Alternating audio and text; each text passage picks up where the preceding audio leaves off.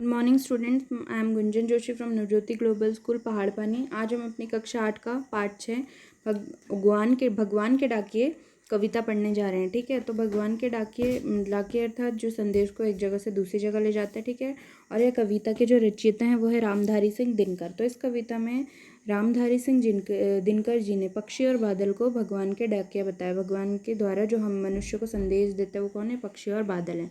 तो अब कवि क्या कहते हैं? पक्षी और बादल ये भगवान के डाकिए हैं जो एक महादेश से दूसरे महादेश को जाते हैं। तो क्या कह रहे हैं कवि कि जो पक्षी और बादल हैं वो क्या है? भगवान के डाकिए हैं। मतलब जो आसमान में उड़ने वाले पक्षी और बादल हैं ये क्या हैं?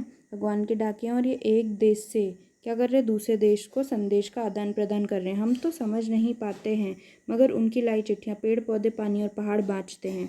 फिर लेखक का कह रहा है कि हम तो ये संदेश लाते हैं पक्षी और बादल, हम वो संदेश नहीं समझ पाते, लेकिन क्या है उनकी लाई चिट्ठियाँ, मतलब उनकी लाई जो पत्र हैं, जो संदेश हैं वो कौन समझ पाता है? पेड़ पौधे पानी और पहाड़ बाँचते हैं। बाँचना अर्थात पढ़ना। ठीक है, बाँचना अर्थात पढ़ना।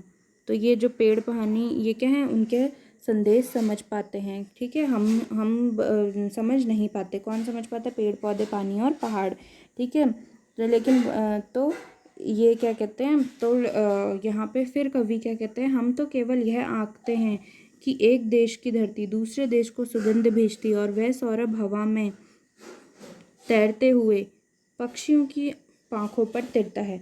तो क्या कहता है यहाँ पे कवि कहता है कि हम तो सिर्फ धरतियों को सीमाओं में बांटते हैं, क्या एक देश से दूसरे देश से भिन्न करते हैं। हम तो केवल यही आंकते हैं कि एक देश की धरती दूसरे देश को सुगंध भेजती है। ये कहते हैं हम सिर्फ क्या करते हैं? हम सिर्फ आंकना मतलब अनुमान लगाना। हम सिर्फ एक देश से दूसरे देश का विभाजन करना जानते हैं, उन्हें सीमाओं में बांटते हैं। आंकना मतलब अनुमान लगाना। ठीक है, लेकिन क्या होता है? वो क्या करते हैं? हम धरतियों की सीमाओं में बांट लेते हैं, लेकिन क्या प्रकृति के लिए सब क्या है? एक समान है। इसलिए एक देश की धरती अपनी सुगंध क्या करती है? दूसरे देश को भेजती है। देखिए, अब जैसे कोई भी है, भगवान की कृपा से अगर किसी भी देश में ज़्यादा उत्पाद होता है किसी चीज़ का, जैसे हमारे देश में क्या होता है? चाय का उत्पादन बहुत होता है आसाम वगैरह में ना, तो हम लोग चाय विदेशों में भी भेजते हैं। ठीक है, तो ये क्या करते हैं? और कभी हम मसाले भी भेजते हैं। तो ये एक देश की सुगंध दूसरे देश में भेजना ही हुआ ना एक तरह से। तो हम क्या करते हैं? एक देश की सुगंध दूसरे देश में भेजते हैं। ठीक है, और जो प्रकृति है हवा, वो क्या है? वो थोड़ी जानती है देश की सीमाएं, तो वो एक देश से दूसरे देश में बहती हुई जाती है। ठीक है, तो और वह सौरभ हवा में तैरते हुए पक्षियों की पांखों पर देता है। फिर लेखक क्या कहते हैं कि क्या ये सुगंध जो पक्षियों के ये सुगंध क्या है? पक्षियों के पंखों पर बैठकर एक देश से दूसरे देश में क्या करती है? तैरती है। ठीक है, और एक देश का भाप दूसरे देश में पानी बनकर गिरता है। फिर लेखक कहते हैं कि क्या एक देश का भाप दूसरे देश में, देखिए जब गर्म हवाएं चलती हैं तो गर्म हवाओं की वजह से ही तो बारिश होती है ना। तो बादल क्या है? एक देश से दूसरे देश में जा सकते हैं। तो वहाँ जहाँ पे जाके वो ठहर गए, वहाँ पे वो बादल जब काफ़ी भारी हो जाते, भर जाते, तो पानी के रूप में नीचे बरसते हैं, तो वर्षा होती है। ठीक है, तो लेखक यही कहना चाह रहे हैं कि क्या है? कवि यही कहना चाह रहे हैं कि क्या करते हैं? एक देश का भाप दूसरे देश में पानी बनकर गिरता है। ठीक है, चलिए अब हम प्रश्न अभ्यास की ओर बढ़ते हैं। तो इसमें क्या है? कविता से कवि ने पक्षी और बादल को भगवान के डाकिए क्यों बताया, स्पष्ट करना है।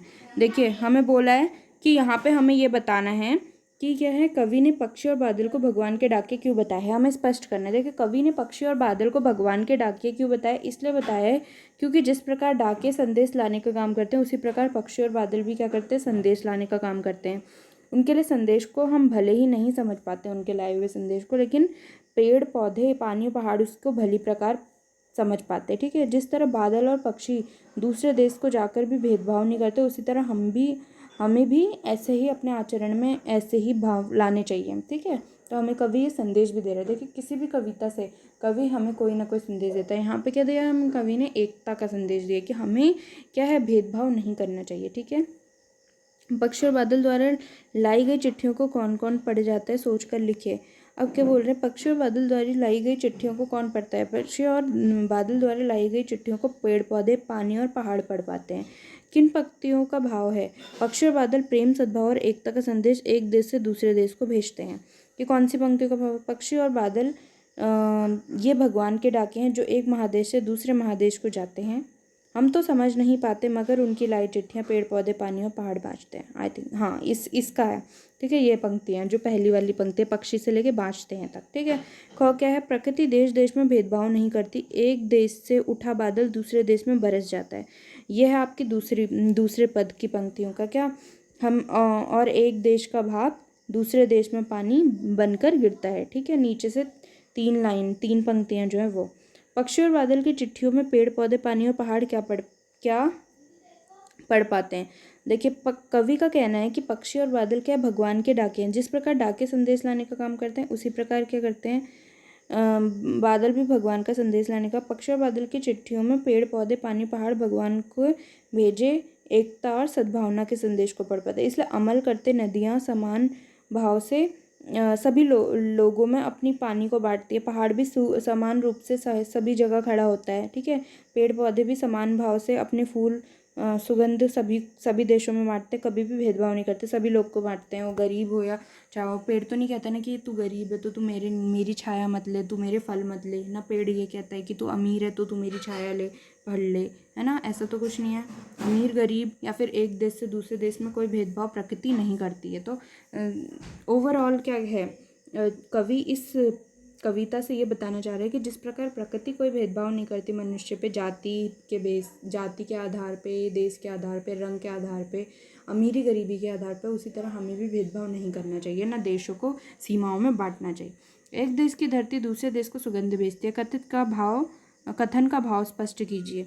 तो देखिए, अब एक देश की धरती अपनी सुगंध व प्यार को पक्षियों के माध्यम से दूसरे देश में भेजकर क्या कर रही है, किसका संदेश भेज रही है, सद्भावना का संदेश भेज रही है। धरती अपनी भूमि में उगने वाली फूलों के सुगंध को हवा से पानी के बादलों के रूप में भेजती है। हवा में उड़ते हुए पक्षियों के पंखों पर प्रेम प्यार की सुगंध तैरकर दूसरे देश तक पहुंच जाती है। इस प्रकार का देश की धरती दूसरे देश को क्या भेजती है, सुगंध भेजती है। पाठ से आगे, पक्षी और बादल की चिट्ठियों के आदान प्रदान को आप किस दृष्टि से देख सकते हैं। देखिए, पक्षी और बादल की चिट्ठियों के आदान प्रदान को हम प्रेम सद्भावना की दृष्टि से देख सकते हैं। ठीक है, और ये हमें यही संदेश देते हैं कि हमें भी क्या करना चाहिए, प्रेम प्यार से सद्भावना से रहना चाहिए। आज विश्व में कहीं भी संवाद भेजने और पाने का एक बड़ा साधन इंटरनेट है। पक्षी और बादल की चिट्ठियों की तुलना इंटरनेट से करते हुए 10 पंक्तियाँ लिखनी है। देखिए, अब इंटरनेट और पक्षी और उसकी कैसे तुलना करते हुए आपको 10 पंक्तियाँ लिखनी है। और पक्षी और बादल प्रकृति के अनुसार काम करते हैं, इंटरनेट मनुष्य के अनुसार करते हैं। पहली पंक्ति, पहला वाक्य हो गया। दूसरा क्या हो गया, बादल का कार्य प्रकृति प्रेमी को प्रभावित करता है किंतु इंटरनेट विज्ञान प्रेमी को प्रभावित है। ठीक है, पक्षी और बादल का कार्य धीमी गति से होता है किंतु इंटरनेट का काम क्या होता है, तीव्र गति से होता है ना। और क्या होता है, पक्षी और बादल बिना भेदभाव के सारी दुनिया में क्या करते हैं हमें, लेकिन हम क्या कहते हैं इंटरनेट के माध्यम से प्रेम और एकता का संदेश भी फैला सकते हैं। जिस प्रकार होते हैं, जिस प्रकार पक्षी और क्या करते हैं, प्रकृति मतलब बिना भेदभाव के सारी दुनिया में प्रेम का वो करती है। ठीक है, पक्षी और बादल की चिट्ठियाँ हमें भगवान का संदेश देते हैं और इंटरनेट से हमें व्यक्तिगत संदेश मिलता है। ठीक है, अब क्या हमारे जीवन में डाकिये की भूमिका क्या है, इस जीवन पर इस विषय पर देखिए, हमारे जीवन में डाकिये की भूमिका क्या है, इस पे हमें 10 वाक्य। डाकिया क्या हुआ, भारतीय सामाजिक जीवन की एक आधारित भारतीय समाज का एक बहुत ही महत्वपूर्ण कड़ी है। ठीक है, डाकिया द्वारा डाक लाना, पत्रों को बेसब्री से इंतजार, डाकियों से ही पत्र पढ़वाकर उसका जवाब लिखवाना, ये सब महत्वपूर्ण पहलू हैं जिन्हें नज़रअंदाज नहीं किया जा सकता। उसके परिचित सभी तबके के लोग हैं। हमारे जीवन में डाकिये की भूमिका अत्यंत महत्वपूर्ण है। भले ही अब कंप्यूटर और ईमेल का जमाना आ गया, पर डाकिया का महत्व अभी भी उतना ही बना हुआ है। कई अन्य देशों ने होम टू होम डिलीवरी को ख़त्म करने की तरफ कदम भी बढ़ाए हैं या इसे सुविधा शुल्क से जोड़ दिया है। वही भारतीय डाकिया आज भी सुबह से शाम तक चलता ही रहता है। डाकिया कम वेतन पाकर भी अपना काम अत्यंत निष्ठा से करता है। ठीक है, गर्मी जाड़ा बरसात का सामना करते हुए समाज की सेवा करता है। भारतीय डाक प्रणाली की गुडविल बनाने में उनका सर्वाधिक योगदान है। ठीक है, अनुमान और कल्पना, डाकिया इंटरनेट के वर्ल्ड वाइड वेब WWW तथा पक्षी और बादल, इन तीनों संवाद वाहकों के विषय में अपनी कल्पना से क्या करना है, आपको एक लेख तैयार करना है। लेख लिखने के लिए आप चिट्ठियों की अनूठी दुनिया पाठ का सहयोग ले सकते हैं। तो इस उस पाठ के सहयोग से, उस पाठ की मदद से आपको एक लेख लिखना है, ठीक है। अब क्या शब्दार्थ दिए हैं यहाँ पे, जो कठिन शब्द हैं उनके शब्द। बाँचना का अर्थ पढ़ना, सस्वर पढ़ना। आँकना अनुमान करना। पाख पंख पर, सौरभ सुगंध और सुबास, ठीक है।